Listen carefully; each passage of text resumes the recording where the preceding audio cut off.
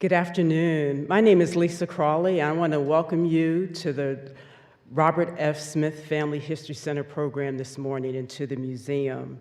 At the Family History Center, we get people started in tracing their family tree. And over the course of the years, a number of our guests have discovered that they were descendants of Civil War veterans. So on this Veterans Day weekend, it is indeed our privilege to host Professor Holly Pinheiro for his latest book, The Family Civil War: Black Soldiers in the Fight for Racial Justice.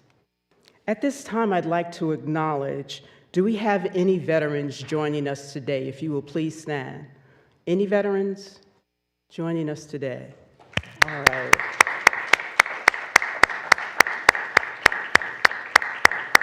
We thank you for your service. And by a show of hands, how many of you are descendants of Civil War soldiers? All right, that's quite a few of you, wonderful. And do we have any members of any Civil War roundtables or museums or historic sites with us today? Anyone who falls in that category? All right. Thank you so much again for your support and for coming out. So today it is my pleasure to introduce our guest speaker. We are joined by Professor Holly of Furman University. Dr. Pinheiro was raised in Australia and in a military family, and he has traveled all over the world. His research focuses on the intersectionality of race, gender, and class in the military from the 1850s through the 1930s. He is the author of articles on American 19th Century History, the Black Perspectives blog, and the Journal of the Civil War Era's Muster blog. He was a postdoctoral fellow at the University of Alabama, and he previously taught at Augusta University. Will you please join me in giving a warm welcome to Dr. Pinheiro?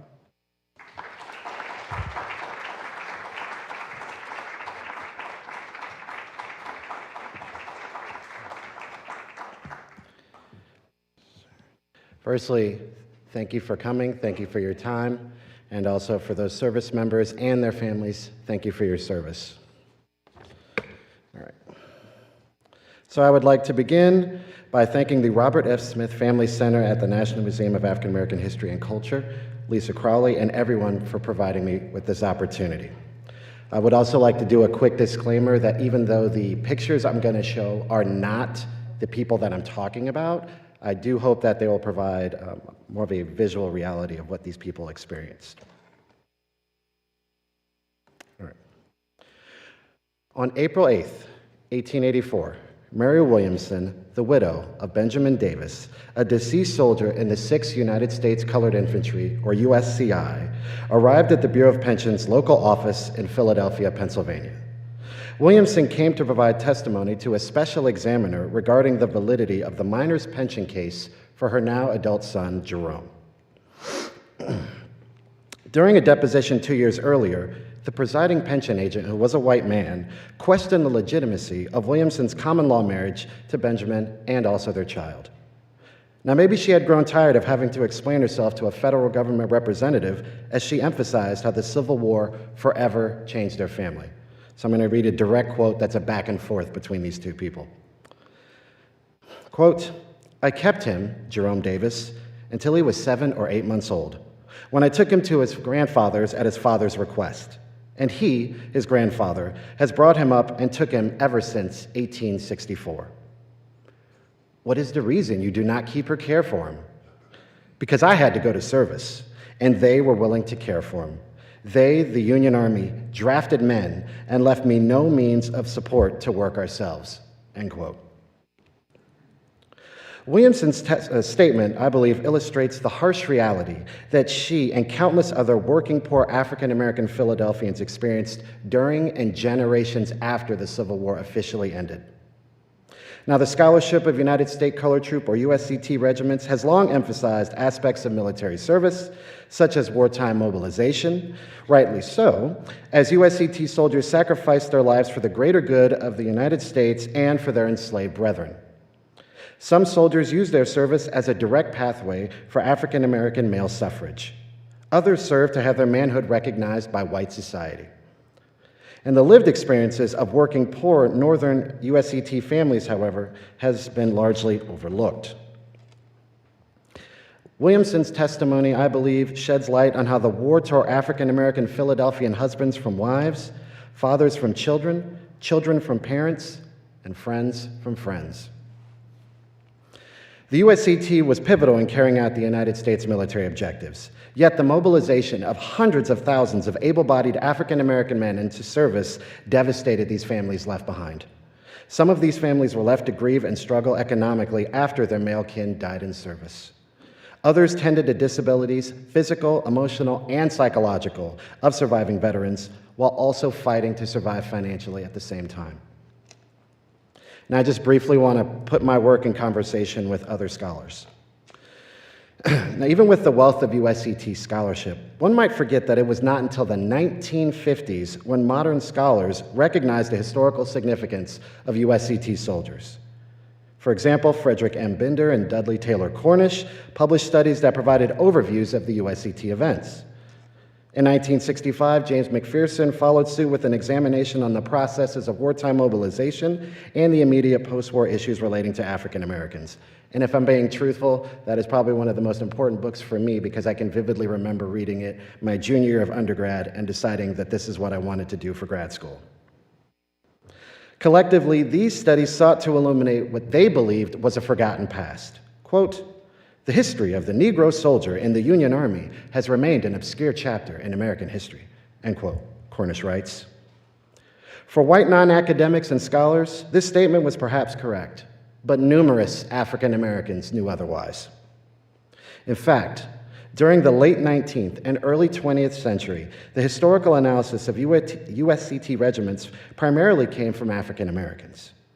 African-American civilian William Wells Brown composed his monograph, The Negro and the American Rebellion, His Heroism and His Fidelity, in 1867, after noticing that white historians either downplayed or ignored the historical significance of black soldiers. Quote, "I waited patiently before beginning this work, with the hope that someone more competent would take up the subject at hand. But up to the present," he lamented, "it has not been done, although many books have been written about the rebellion," end quote. Meanwhile, the literature of William J. Simmons, George Washington Williams, Joseph T. Wilson, Alexander Heritage Newton, and Isaac J. Hill all investigated the soldiers' wartime sacrifices. Meanwhile, some USCT veterans made it their personal mission to inform civilians, including Carter G. Woodson, about their wartime exploits.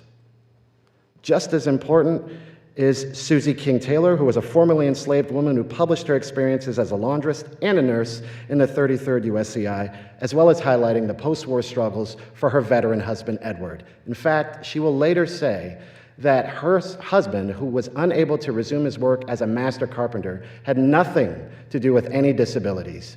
It was because he was black and lived in the South. I will also say I teach her book, which you can find online, actually probably for free. It is a phenomenal resource. Students love it. There are so many things she talks about, including the important role that black women played in medical history.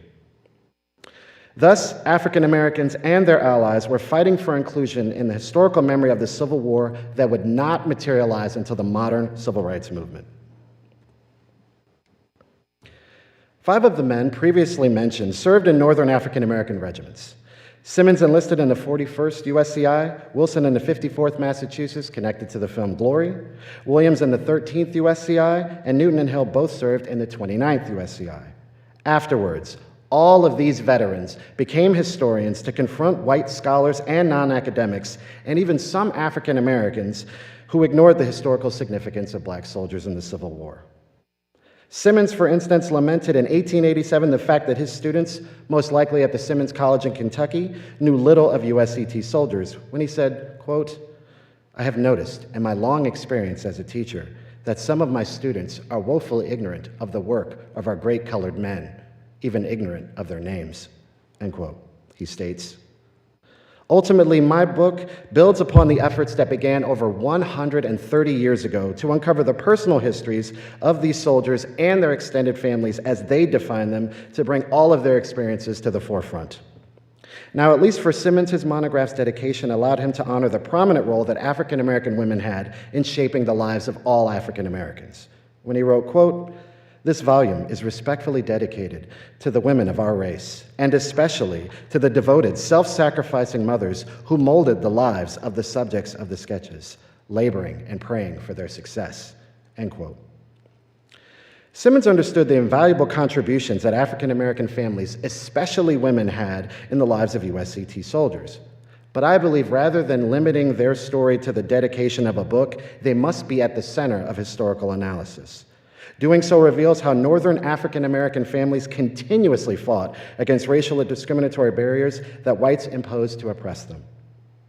To be clear, the Civil War was neither just a conflict between two armies, nor was it solely about political disputes that spanned regions or races. It was a war that provided African Americans with the ability to demand equality in American society, but doing so had the capacity to create lasting problems for their families, some of which can still be seen today. Now, historians tend to focus on isolated moments of soldiers' experiences, either wartime or post-war, to illuminate the various hardships that they, and usually only their blood-related kin, experienced. Wartime studies illuminate how racial discrimination made the military experience for African American men dramatically different from all other soldiers. Some detail how white officers readily meted out physical punishments against USCT soldiers who, because of their supposed racial inferiority and untrustworthiness, were thought to have deserved such cruel punishments. Margaret Humphreys argues that due to racially discriminatory policies based on pseudo-racial science and slavery, that all USCT soldiers were unfortunately at least going to be having to perform fatigue duty in harsh climates, which led to them getting more deaths and illness from that than from Confederate weaponry. Meanwhile, veteranhood scholars stress how white pension agents discriminated against and routinely denied African American pension applicants, primarily on the conviction that they're all liars. Now, I do want to give a shout out to the scholarship of James G. Mendez, who, other than myself, is the only scholar to place Northern Black families at the center of a book-length study, at least at this current moment, but there is some on the pipeline. Though his work focuses on mothers, wives, sisters, and family friends, and his book is exceptional, I want to be clear. All right. Now, in terms of my work, it is well known, thanks to a growing body of scholarship, that the enlistment campaign for Northern African American men in cities such as Philadelphia, that war propagandists, including but not limited to Frederick Douglass, Henry Highland Garnet, and Anna Dickinson, emphasized the supposed responsibilities that able-bodied African American men had to emancipate their enslaved Southern brethren. Enlistment rhetoric claimed that demonstrating one's patriotic manhood would allow them to acquire full citizenship rights, including voting rights, possibly. War propagandists collectively recognized that all black soldiers were going to experience racial discrimination, unfortunately. Even so, they were told to focus on ending slavery while simultaneously proving that African American manhood paralleled their white counterparts. In doing so, they believed that it would lead to USCT soldiers and African Americans possibly attaining post-war rights, such as suffrage rights and the protection of their civil rights, all while refuting negative racial stereotypes through military service. I do also want to pause for a second, at least in the image that you see here in the top left, that's Henry Highland Garnet. He was the first chaplain for the 20th United States Colored Infantry in New York State, and he actually, unfortunately, will not be able to hold that position for long due to a physical disability. And I will also say that his wife, Julia Garnet, is very important. I've written about her previously. We don't put enough respect on his wife because what she and other black women will do in New York State is actually be the key reason that those soldiers have access to clean water and the medical care that they're getting because the War Department was failing to do its job. Unfortunately, many Northern African American families, wartime mobilization ignored the dire economic situations that they experienced every day in American society.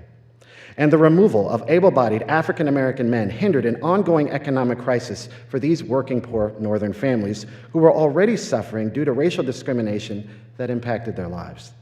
And in some cases, their financial woes continued for generations after the war ended.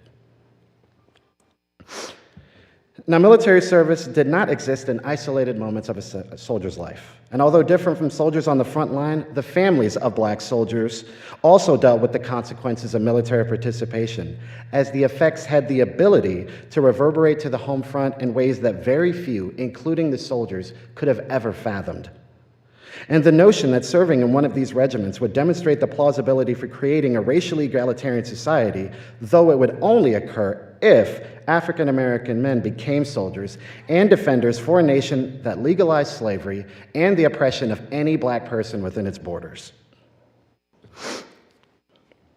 Nor was there any recognition in many cases of what military service was going to do to these families. At the same time, surviving the war did not necessarily improve their socioeconomic status for them or their families. Now, the question is always, why Philadelphia? Truthfully, I have family there, so I was hoping to be able to connect my roots, but also it was that Philadelphia has a rich but complicated history. Now, I believe Philadelphia is the ideal location for my first book to examine free Northern African Americans who navigated a city with extreme partisan and racial politics where, unfortunately, racial violence, including race massacres, was normal, particularly throughout the 19th century. Still, it had one of the most significant free Northern African American populations in 1860 with over 22,000, which was about 4% of the city's total population at that time. And it also basically had the who's who in terms of abolitionists, including Octavius Cotto and Lucretia Mott, who I'll make mention of a little bit later. Now, I want to stop and pause on this, and I'm happy if, in the Q&A if you want more information. On the image on the right side of that burning is actually Pennsylvania Hall that was in 1838. The very short version of what happened there was that was supposed to be this abolitionist think tank. I mean, you have everyone, I think, including even John Quincy Adams, who was supporting this endeavor. That building didn't even last a week. The short, very, very short version is that they had been doing these week-long events, and the final, nail in the coffin, if you will, was the fact that white and black abolitionist women were marching in solidarity through the streets of Philadelphia, arm in arm. That's the end result of witnessing that moment. Oh, wait. That's not true at all. Because what happens after that is they burn black churches, they go after businesses, schools, and people. And for context, one of the first black churches in the United States of America is in Philadelphia, and it was always a prized target for violence. The one you see here on the left side is of the 1842 Flying Horses riot, and the very short version of that was that basically some white and black boys were arguing over who gets to ride on a carousel, and that's the end result. Oh, wait, I'm sorry. They then turned their attention to attempting to burn black churches, buildings, schools, and going after people. This was the normalcy of life for black Philadelphians. 1838, 1834, 1842, 1844, and I believe 1876, race massacres, or at least they would have been connected to them in some way. That was their reality. Now, at least for my first book, I focused on the first 3 USCT regiments to be created in the state of Pennsylvania, more specifically, the 3rd United States Colored Infantry, or USCI, the 6th, and the 8th, which all trained in Philadelphia, where the majority of the recruiting took place. In essence, Civil War military service was inescapable for African Americans, or really any Philadelphian, by 1863, as the militarization of the city and its populace pressed onward to support the war effort. However, many people advocating for African American men to enlist in these regiments either ignored or downplayed the harsh reality of life that all local African Americans experienced due to racial discrimination in every facet of Northern society. And they lived through this every day as they battled for their survival, literally and economically. Now, the book focused on the 185 Philadelphian native-born men who served in one of these 3 black regiments. To be clear, this number does not even comprise 1% of the total African American population in 1860 in the city. And since each regiment usually capped at 1,000 enlisted men, the soldiers that I investigate encompassed about 6% of the collective regiment's population.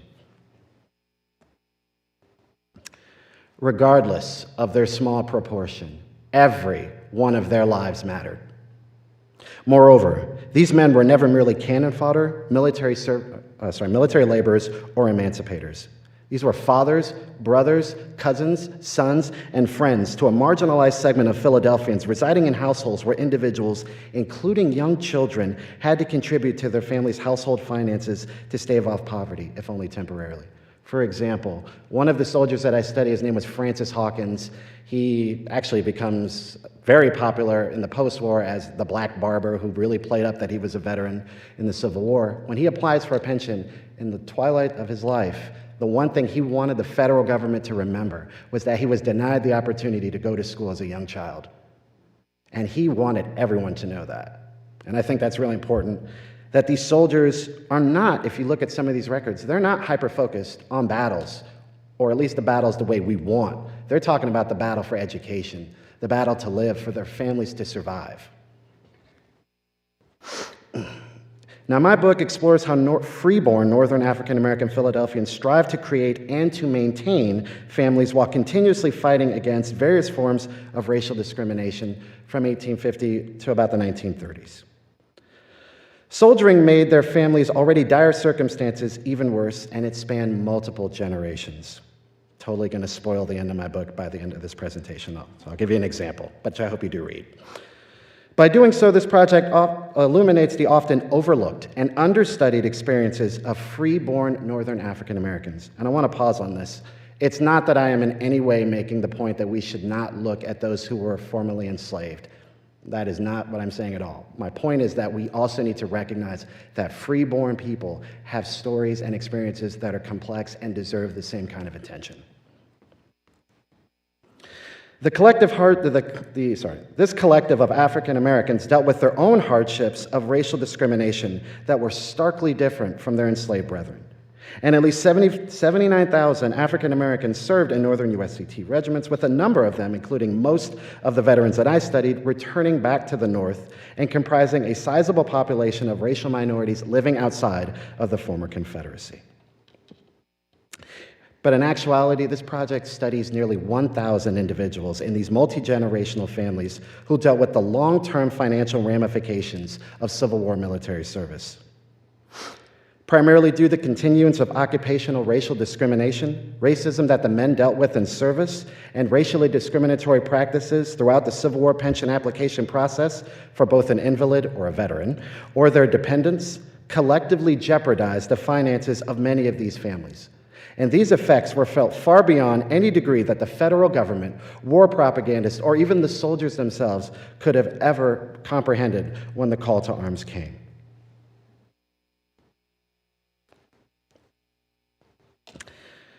All right. So rather than conduct a random sample, I chose to, for the book, examine Philadelphian-born African-American men who served in one of the first 3 regiments in Pennsylvania, again, which totaled 185. But I wanted to include their families, and I say that because I followed where the records were telling me to go. Because when I pitched this project as a grad student, I legitimately was like, I want to see them talking about Appomattox or all these different battles. But what I found in the records was unemployment, various disabilities, families struggling to keep the legacy of those who passed on remembered. And my professor at the time said, "Fool, that's your project." And I was like, oh, that makes sense. But then I thought more, and if you actually look at these pension records, and I'm happy to share some, they're phenomenal. Families are always ever present in those records. I will say I had one soldier, black soldier, who actually says he was at Appomattox. And this is what he says, I'm paraphrasing. "I was at the surrender." And truthfully, I always go, bruh, you were that, you don't want to say anything else? And so it's not that, and they were there, to be clear. Black soldiers were part of that experience. It's just we need to do more to acknowledge that and to illuminate it. In terms of how I did the work, so I used Civil War pension records. There is a diversity of those sources, right? So there's what is designated as an invalid, usually that's for a veteran. Then there is the minor's pension. The caveat there is up until they're about the age of 16, but I have seen cases where someone in their 40s wants retroactive pay. All right? There's widows' pensions, and that's where things get real complicated. And if I'm being honest, that's where my book's title comes from. There is mother's pensions and father's pensions. And I mentioned this to someone just a few minutes ago. I've only seen so far 2 examples of fathers applying for a Civil War pension in connection with their son. And one of them I wrote about in my dissertation, and it was essentially they were in Maryland, and the father is looking back on when he's telling the story, and he says that, first of all, my son ran away from home. I begged him to not enlist in the war, because I said, you're going to die. So his son did exactly that. Changed his name, enlisted, said he was from a different part of the United States, and dies 90 miles away from his family. And his father says years later, I've lost my son.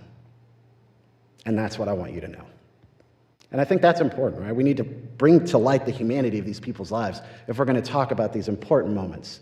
The other thing I use is compiled military service records. And I do want to say, I get no money saying this. You can get them through Ancestry.com. Your local library hopefully has that opportunity for you to get access to them. If you use those, the one thing I want to stress is make sure you scan all the way to the back of the record. So there's like a muster out, which usually gives a lot of information on the location, and you need to make sure you're reading for how much money they're owed, because that's where it can get a little complicated. But I've seen past those records, there's a lot of letters sometimes. Like I've found furlough letters, I've found some letters of enlistment documents in which one soldier actually wrote on the edges of his enlistment document to his wife, "Dear wife, keep this, because when I die, not if, when I die, this will be your only proof that you are my wife." And they understood their mortality even at the same moment they're going into the service. And so I'm saying when you look at that record in particular, you have to make sure that you're scrolling all the way past basically what's called the muster out sheet, because there's some gold in there. Regimental books. So I didn't just use my regiments, I also used those for New York State, Massachusetts. Those you can actually find online for free. Published memoirs. Again, a lot of this stuff you can get at your local library, which is great. City directories were really helpful for me to actually understand where these people were living, where they might have gone to school, where they might have gone to church, right? That's how I was able to really situate the local community aspect. And now the federal census. Okay, the federal census on the surface can be a little dry, I'm not gonna lie. But if you actually read it right, there is so much information there, particularly when it reaches past 1880. It gets a lot more detailed. It'll say things, for example, to the month, how long have you been married? Right? So they'll actually give that information. They'll ask questions like, where were your parents born? So you can start to actually trace backwards if you go forward in time. I do want to give this caveat for those that look at that record. They are very disrespectful towards all women and how they categorize their worth to their family's contributions. More specifically, they devalue unpaid labor. They'll say things like keeping house and all these dismissive ways, which does not acknowledge the multitude of ways that women are contributing not only to their households, but to their communities. So you have to be really careful with how they'll throw that label out there. But I will say that the census was actually how I found out the childhood experiences of the soldiers. Because through the pensions, I started to get things like they were born at this date, in this location, maybe they made a mention of a relative. When I cross-referenced it with the census, I found them. And one of the things I found was particularly black mothers in Philadelphia were doing some amazing things. For example, they owned real estate, they had property, they were successful businesswomen during a period of time when that should, in theory, from a societal standpoint, not have been a thing. So I'm saying you can trace them perfectly. If you happen to look at my book, in the back, in the methods section, I lay out exactly how I did this research, because I want, hopefully, someone to be able to find themselves. And you can actually use that to not just study black people, I want to be clear, because the records are also, you can use for any soldier, particularly during this period of time. Public speeches by prominent individuals, the Union League Club of Philadelphia and New York. And for those of you who've ever seen the film Trading Places, you've actually heard of the Union League Club of Philadelphia because that's where it was filmed. Those two organizations financed at least 6 black regiments across the North. And then also newspapers, white and African American. I cannot say enough about black newspapers. The Christian Recorder, which is connected to the African Methodist Episcopalian Church, is digitized. The database is a little wonky, but you can find gems. That's actually how I found out one of these soldiers that had kept writing over and over during the war. I was like, why does that name look familiar? It turned out he was one of the people that I was studying. He, after the war, becomes one of the first black men to hold political office in the state of Florida. So he never actually comes back to Philly. And so that's when I tell people that even though I'm talking about Northern African Americans, they're fundamentally changing America even outside of the North. They're in the Carolinas. The regiments that I study are directly part of Juneteenth, for example. All right. So now I'm going to turn briefly to talk about one of the many examples of families. In 1842, Andrew White, the son of Sarah and an unnamed man, was born in Philadelphia. And Sarah, for undisclosed reasons, became a single mother, raising 4 children, including Andrew, by herself until she married James Reeves on an undisclosed date. In total, the couple would raise 7 children, which created a significant economic burden for their entire family, as James was the only recorded full-time wage earner working as a laborer, due to racial discrimination, was a common occupation for African Americans to support his family. Now, perhaps Sarah found part-time work to bolster their family economy in between raising the kids in their home, which many black women did. None of the 7 children, according to the record, attended school when they were school age. But to be clear, their absences from public school in particular was not unique, as many other Northern African American families, particularly working poor, chose not to send their children to these schools that were racially segregated and inferior in nearly every way to their white counterparts, such as having unqualified and openly hostile, in some cases physically violent teachers, and the continuous dealing with funding problems. Other families needed their children to forego receiving a formal education and required children, sometimes as young as 5 years old, to find wage-earning employment, even temporarily, to supplement their household income. Now, it is entirely plausible that the Reeves children, including Andrew, had these experiences, which illustrated that race defined one's access to education and a social hierarchy that ignored an individual's age.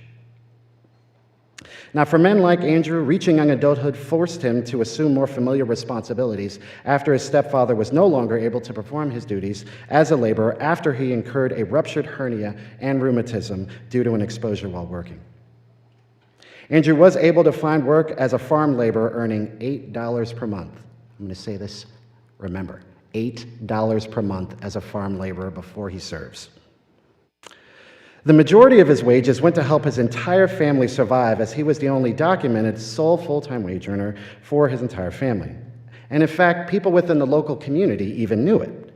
For instance, Jason Seaman and Henry Ellis, both childhood friends of Andrew, would later testify that he was critical as the provider for the entire family after his father's afflictions materialized.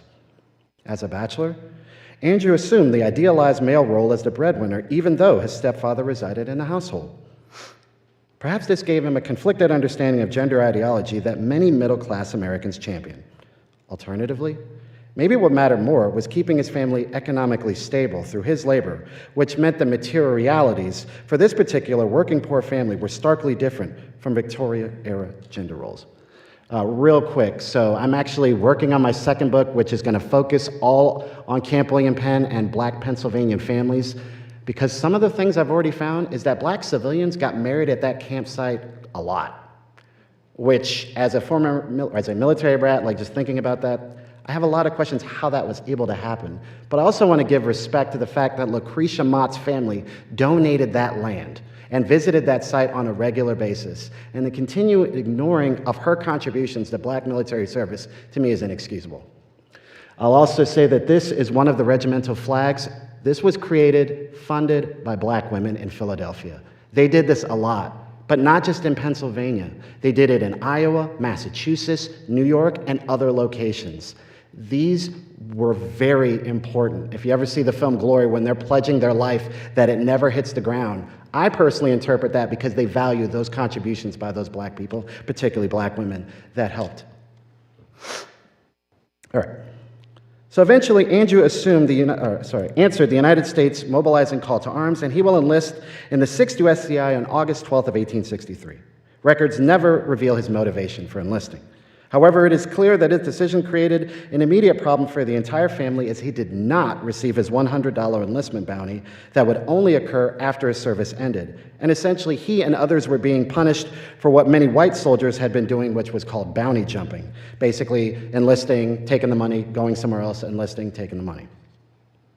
For the Reeves family, they were now without their breadwinner, and it meant that their finances had become extremely chaotic, as patriotism and militarized manhood trumped familiar responsibilities. Now, serving in the U.S. Army did not stop Andrew from seeking to maintain a close relationship to his family back home. In fact, on March 25th of 1864, he wrote Sarah and informed her of his time near camp at Yorktown, Virginia. In the letter, he exclaimed his adoration for his family that he missed dearly. Then he complained about the financial woes that made it harder for him to communicate to his family. Quote, "Dear Mother, I hope you do not think hard of me for not writing you any sooner. I could not get any paper to write you any sooner because paper is hard to get here without any money." End quote. Perhaps his complaint about the inability to afford paper was due to the inefficiency of military paymasters who rarely paid any soldier in either army in a timely fashion. He then begged his mother to maintain communication with him because he was so concerned about what was happening in his absence. It is feasible that Andrew's request was his way of recognizing how military service jeopardized his family. Now, this is in that same letter. For men like Andrew, armed combat was a defining component of military service, and without it, he felt incomplete. When he wrote, quote, "I have not been in a fight yet, but I have been in some very hard marches for a fight, but the rebel was afraid to stand up," end quote. Andrew's proud tone reveals that his and the regiment's manhood was on full display, while Confederate soldiers were, in his opinion, void of masculine patriotic honor due to their unwillingness to engage in armed combat. Now, maybe his family took pride in the bravery that he showed, but it also meant he pined to sacrifice his life. Unfortunately, Andrew's wish will come true, and he received an injury on June 30th of 1864 during the Battle of Point of Rock in Virginia. He will later die from those injuries. Once the news came home, Sarah promptly applied for a mother's pension in the hopes of receiving some financial compensation for her son's death. Now, she was only qualified because Andrew had died a bachelor, otherwise she would have been ineligible. None of the siblings were eligible because they were neither the wife or the offspring, and for unknown reasons, his stepfather never applied for a pension. Also, disclosure, this is actually a depiction of the Battle of Augusta in Florida, one of the bloodiest battles in the Civil War, particularly with black soldiers. There is Dr. Barbara Gannon at the University of Central Florida is actually working to get an excavation of this space because there are still black and white soldiers in both armies buried there that have not been honored. So the battle is still raging on, to be clear. Sarah had her application approved, and she collected Andrew's $100 enlistment bounty. And she also received a pension of $8 per month, beginning in 1864, that would continue for the remainder of her life. In 1886, her pension increased to $12 per month. In 1896, it rose to $33 per month. To be clear, historian Larry Logue has argued that pensions were only meant to supplement an individual's income. And for fun fact, by the late 19th century, Civil War pensions made up the majority of the federal budget. Members of Sarah's local community, such as H. Powell, stated that throughout the late 19th century that Sarah frequently depended on the kindness of her neighbors to survive. Quote, "She is a widow over 70 years of age and quite decrepit. She has been supported on the charitable people of her neighborhood," end quote. Additionally, Sarah resorted to selling candies and cakes to bolster her finances whenever possible. But since Sarah was the only documented individual within her household receiving money, it is feasible that it was rarely, if ever, enough to provide fiscal stability for an entire family. Now, becoming a pensioner did not stop federal government representatives from investigating the private life of Sarah and really anyone. Shortly after James died of pneumonia in 1886, pension agents began an invasive examination of his employment and disability history to determine if Sarah should keep the pension or if she had been defrauding the federal government all along, which would have come with jail time. Thomas Hoffman and Henry Gamble both testified that it was James's disabilities and not a dereliction of his supposed male responsibilities that kept him from working. Multiple childhood friends of Andrew later confirmed that he was the sole full-time wage earner for their family, which confirmed Sarah's financial dependency on her son.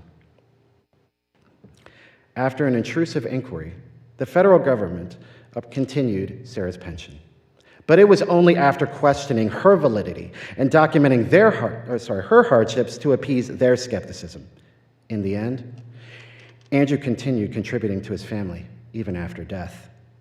But it is plausible that his family would have rather had him return home safely instead of receiving financial compensation for his passing. So I'm just going to close with this, and then I'm happy to open it up for the Q&A. African American men may have enlisted to become national heroes to some individuals as they included themselves in national politics and the reframing of gender ideology. However, it is vital that we recognize who these men were as individuals beyond their military service, and that African American families unfortunately rarely mattered in the national wartime narrative, other than as supporters of the war effort or the soldiers sacrificing their lives. And the struggles that families experienced, unfortunately, was of minimal significance to many war propagandists and the military during the war. And while the federal government did supplement the finances of some invalids and nuclear familial dependents, it only came after an overwhelming inundation of scrutiny into their personal lives of African Americans. And I'll just close with this little tidbit from my book. So when I started this project, I really thought it was going to end in 1880. Till I opened up a pension record and I saw a letter from the desk of Eleanor Roosevelt. And then I freaked out. The very, very short version of that story was a daughter, this was like around the 1930s, the daughter is writing in the hopes of her mother, who is dying of cancer, to receive a widow's pension. Her father's already passed away. And I'm paraphrasing what she says, but she says, dear Eleanor Roosevelt, First Lady, I know in the grand scheme of things that I really don't matter because I'm just a poor black woman from Philadelphia and there's so much happening in the world today, but will you please look into my mother's case because she and our family have given everything to this country. Eleanor responds to this woman in 7 days. I can't get people to answer an email in 2 weeks. And Eleanor then turns to what becomes the VA and writes, essentially, you're going to look into this case not tomorrow, not next week, not next month, today. And I want to answer to my satisfaction. And she gets it. And so to me, that was just a chef's kiss, if you will, of just like the fact that the First Lady during the Great Depression has not forgotten the black family sacrifices from the Civil War. If you want to see how that story ends, you can read the book. Which I hope you do. And also, if you do, I actually have a list of all the soldiers in the back with an index, so that way you can find what their age was when they enlisted, their occupation, their date of birth, and all of that information. And one of the most wild things about this book, like I'm very grateful it's won an award, but what is the most meaningful, including this opportunity, was after an event like this, someone sent me an email, and she goes, I'm one of the descendants from your book. And at first I was like, yeah, sure you are, okay. So we started talking, and she started saying things that I never disclosed in the book for different reasons. She goes, oh, the kids went here and they went to this school. I was like, wait, what? You do know this story. You are that relative. And she said, thank you for validating what I have been doing on my own for over a decade. And that she has been even fighting with her own family who are telling her to move on, that nobody cares. And that hurts. That hurts me a lot because I care. And she sent me an email after she read my book. And I'm so proud of that because she said, you not only understood Alfred, her great-great-great-uncle's experience, but you heard Elizabeth and the children. And thank you. And that's why I love what I do. Thank you.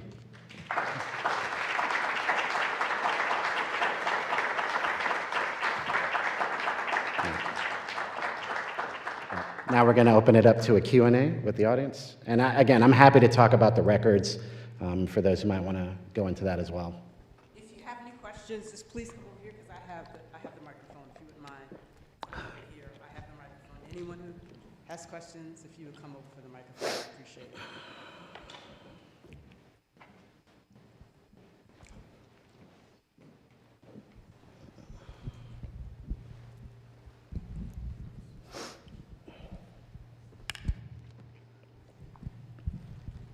First and foremost, thank you very much for your research and Thank your you. dedication. Obviously, you were called to do this. You raised questions in my own mind about my father's service in the military. He served in both Japan and Korea, Okay. and he was a third generation member of my family in the military. And I've often talked to some of my friends about the fact that he took advantage of the GI Bill to go back to school, to get his degree, at a time before they raised the barriers to African Americans taking advantage of the GI Bill.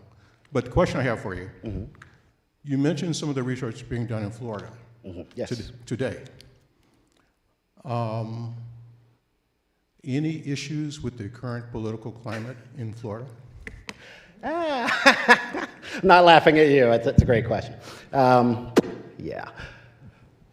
Firstly, in terms of to continue the point about studying your family, the records that I'm talking about, a lot of them you can actually use to study modern service members as well. So I would say that, but it gets tricky with the FISA because I do have a colleague that spent 5 years trying to get access to a pension. So I would say that it is possible, though, if you were interested in that. I was born in Virginia, raised in Australia, but lived most of my life in the state of Florida. So this is how I would respond. And this connects to your question. So that event for Augusta is actually connected to what's called the Veterans Legacy Program, which is done in collaboration with the VA and the University of Central Florida's Department of History. Again, Dr. Gannon and her students, graduate and undergraduate. And one of the things they do is they actually have an opportunity where scholars can present their work to 4th and 5th grade teachers. And I did that this summer. And that was one of the most difficult conversations I've ever had. And I say that because it's one thing for me to read in the newspaper like these things, but to see and hear from these people who were expressing their genuine, and I hear them, their genuine concern about their safety in every sense of that word, if I'm being honest. And just they want to do this kind of history, but how do we do it? Because we don't want to lose our jobs. And I hear them and I tell them I work at an institution that's private, right? If I was working at a public university, I'd probably be fired, if I know. And so I say that to say we can't lose teachers first and foremost. So you need to do what you need to do to keep that job. And I'm happy to use my privileges to advocate with you, not for you. But I also flip it and say this, you don't like veterans? Right? As soon as I just say that and don't say another word, and the other one is when I hear people denigrating social welfare programs, I go, so you don't like veterans? Because you do know that the first federally funded social welfare program in the United States of America was connected to Revolutionary War veterans. And then I just stop. And so usually once I say that, the conversation's over. And if someone asked me if certain people banned my book, I'd be, honestly, put that on my wall as pride. Right? If I'm targeted like that, then I'm doing something right. Thank you. As we continue with the questions, I just want to let everyone know there's going to be a book signing immediately following the Q&A right outside the theater. I want to thank you so much for writing this book. Thank you. And specifically focusing on the Northern Civil War soldiers. I've spent a great deal of time looking at the Southern Civil War soldiers and specifically those that were formerly enslaved. Now, my question to you, I'd like to know more about your observations concerning the witnesses that were called to testify on behalf of the mothers, the fathers, and even the children? That's a phenomenal question, and thank you for your scholarship as well. So I will say that I'm just going to list some academics for those who might want to really delve into this. So it's Nora Lee Frankel, Donald Schaefer, Elizabeth Rogozin, and the most recent that's coming to mind for me is Brandy Clay Brimmer. She's at the University of North Carolina, Chapel Hill. Actually, I got her book as a Christmas gift in 2020, and I was so happy because she proved something that I was speculating, which actually answers your question. She defined what's called the grassroots pension network. And essentially what she's arguing, and the book is called Claiming Union Widowhood. It's a phenomenal book. Please get it. She's essentially saying that not only witnesses, but even pensioners or widows, they were giving information to each other. For example, whom you should get as a lawyer to represent that case, whom you don't want to get, where you should go give testimony, what you need to say, what kind of evidence should you provide. So these people are highly intelligent and supporting each other. And in the records in terms of witnesses, and this is actually perfect for those who go into this work, you need to read carefully because sometimes the other veterans are giving testimony in other cases. So when you read the top part of the pension, it'll say their occupation and all that. Usually one of the first things afterwards is, I served in whatever regiment. So I see that a lot, including, I have a few instances of white officers in the 1880s and 90s giving testimony in support of their black service members getting pensions. So even those officers have never forgotten. And some of them are actually pissed that people are forgetting. So there you can actually see a lot of cross conversations of witnesses providing testimony. And that actually helped me to figure out that 5 of the guys I studied were related. Because I was like, okay, that name sounds familiar, but then one of them's like, oh yeah, that's my brother. I'm like, what? And so then I was like, if you read it just right, and I want to be clear, reading 19th century handwriting, ugh. And this is where it's real tricky is some of those cases go 60, 70 years. Right? So it's like, I may figure out your handwriting, now you're gone from the story, now I gotta learn your handwriting, and so forth. And so it can be a little bit of it's a game, right? And trying to figure out what they're writing and what they're saying. The beauty is when they started using typewriters, then it gets a lot easier. I'll also say the National Archives even admitted to me anyway, they don't know what's in some of these records. For example, Francis Hawken, the gentleman I referenced, when I was looking through the pension, a photo dropped out of it. And then I picked it up, and I was like, what is this? And then someone's like, put that down. I'm like, oh. So, and then the archivist admitted, like, so we haven't actually gone through all of these records. And so that's what I mean, like, we don't really know what's there. But a lot of it, particularly widows, is now available through Fold 3. So I would highly suggest, like, looking through those records, because you can learn a lot about not just black families, but those communities. Thank you, Dr. Pinheiro, for your work. As somebody who's also working on Philadelphia between 1850 and 1880, I find that quite joy. So I have 2 questions. The first one is about class and potentially ethnic diversity in your text. I know that you focus on the Native soldiers that were born in Philadelphia, but you expand that out to their families, and you include people who weren't born in Philadelphia.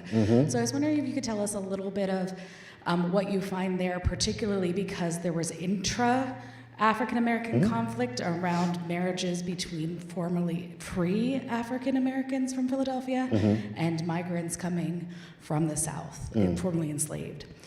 So if you could give us a little insight from something that you found, that would be great. The second question I have is, how has your book been received by the National Park Service, particularly within the battleground history? Because when I was in Gettysburg not too long ago, trying to remind them that the speech that Lincoln gave at Gettysburg foreshadowed the U.S. colored troops and how it is that they're portraying that history. And the tour guide said to me, they didn't matter. When they said they didn't matter, the U.S. colored troops didn't matter in the turn of the Civil War, that they were just there to dig some ditches. So I really appreciate what you said earlier, and I was wondering if you had any outreach from the National Park Service yet, and if you haven't, if you would like help, I'll definitely be somewhere to be there. Ooh, you dropped some bombs there. All right, so the first question, which is a great one. I would also say in the book, nuance this idea of, and I did not come up with this, I want to be clear, what's called fictive kinship, which many other scholars, not just historians, anthropological scholars as well do, and this idea of these families are defining themselves as they see them. And part of that is, some of these soldiers, when they were young children, their families opened their homes to those who were formerly enslaved. Because I have at least a few instances of people who were born in, let's say, South Carolina, who are in their 90s living in Philadelphia. Now, in terms of if we're using a quid pro quo, like with the border, which I hate that, and I used to use that word, right? That like, you have something I want, that's why you're in my space. Versus, for me, there's a love, because I'm gonna keep it real. You ain't coming in my house and staying overnight if I don't love you on some level, because that ain't happening. And so for me, it's like the opening those kind of doors in your most private of spaces, to me, like there's clearly an affinity that you have for however we're going to define that. So that's a really great question. The National Park Service, I'll say that I've gotten exceptional receptions from the Ford's Theater. Now that I'm here, like this is amazing. But it's really been communities. Like truthfully, I don't really enjoy presenting at academic spaces anymore. I like going out to communities. And my favorite was actually in Natchez, Mississippi. Now, I'm going to quote what someone told me, so I can't confirm if this is 100% true. But I'm going to say it is, whatever. So first of all, that they are working with their local community to actually erect a monument recognizing Black military service in that area, and that they speculate that at least 70% of the Black population that live there right now are the direct descendants of USCT soldiers. Which for me, I'm like, wait, what? How is that not more well known? Right? Because even though I study Philly, that does not mean we should ignore what's happening in other parts of this country, including outside of the US. Because one of the soldiers that I studied actually he was formerly enslaved, changes his identity, serves perfectly. After the war, he becomes a sheep herder in Australia for 5 years, travels to Hawaii, which is an independent nation state, then comes back and buys a home across from where he was formerly enslaved. None of that should have happened, because leaving your nation, like in theory, means like if coming back, you have citizenship recognition. And he's going literally across part of the Western Hemisphere because he just wants to, and he has those freedoms through the empowerment of service. I have done one presentation at Camp Nelson in Kentucky, not far from the University of Kentucky. And unfortunately, this is what locals tell me, it's considered the black site. For context, I believe that's the third largest USCT military base connected to the Civil War. When I did this same talk afterwards, older Black woman came up to me and she asked me, why do you keep saying agents of change? Like, why do you keep doing that? I said, because they were. And she's like, I've never heard someone say that, like speak about Black history in such a positive way, because I'm a descendant of some of those soldiers, which I was like, wait, what? And every time I do these talks, somebody in passing will mention their connections. Your histories matter too, right? I would love the opportunity to connect more with the National Park Services, but also libraries. I love libraries, right? And if you can't afford my book or don't want to buy it, ask your public library to get it. Because when I was a kid, that was a fun Saturday for me, was going to the public library. And I would like to continue that because we need to support them.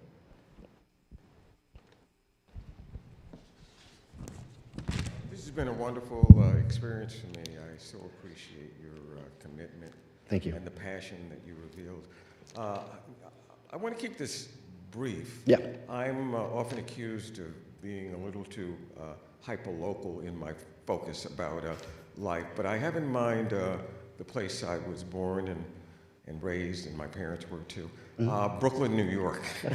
And my question is, because I've become aware of soldiers from the mid-1800s, black soldiers who fought with the Union in the mid-1800s. And I was wondering, and they to protect themselves after the war was over, some of them became members of what was called the William Lloyd Garrison Post. And I was just wondering, because it's not like I've questioned people about this much before, if you could say something about it, just from your reaction, I take it that you know of them, and then just, whatever you could inform us Yeah. about the William Lloyd Garrison Post would be greatly So I appreciated. can answer it in a roundabout way, but I will say, so the professor at UCF that I mentioned, Dr. Barbara Gannon, and I can, afterwards I can tell you, so her last name is Gannon.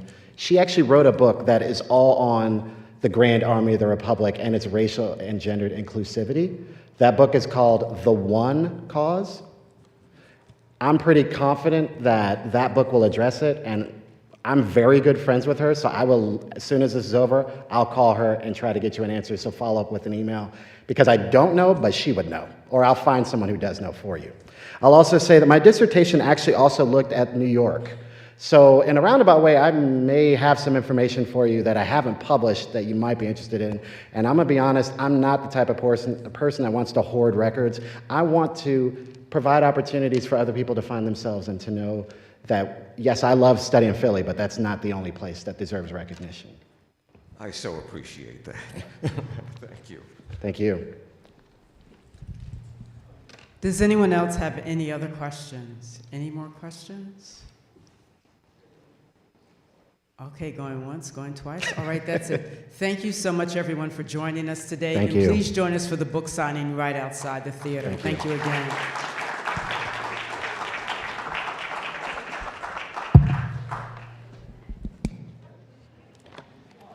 I was like, don't cry, don't cry. Duh. That was excellent. I was like, I hate it. I was like, I know I'm gonna cry. I can feel it coming. I was just like, because when I start thinking of these stories, it just like, it hits so hard. Yeah.